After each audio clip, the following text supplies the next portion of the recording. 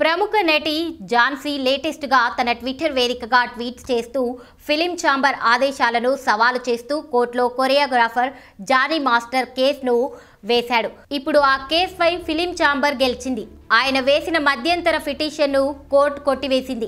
ఇది ఒక గొప్ప తీర్పు. పనిచేసే చోట మహిళల భద్రతకు ప్రాధాన్యత ఉందని POSH మార్గదర్శకాలను అమలు చేసే సంస్థకు మద్దతు ఇచ్చేలా ఫెడరేషన్ కఠినంగా వ్యవహరించి న్యాయపరంగా పోరాడేలా చేసిన తెలుగు చలనచిత్ర వాణిజ్య మండలికి ధన్యవాదాలంటూ పోస్ట్ వేసింది. ఇప్పుడు ఈ పోస్ట్ పై జానీ మాస్టర్ ట్వీట్ చేయడం జరిగింది. నాకు తెలియకుండా ముందస్తుగా జరిగిన యూనియన్ ప్రెసిడెంట్ ఎలక్షన్స్ కి సంబంధించిన విషయంలో నేను కేసు పెట్టడం జరిగింది.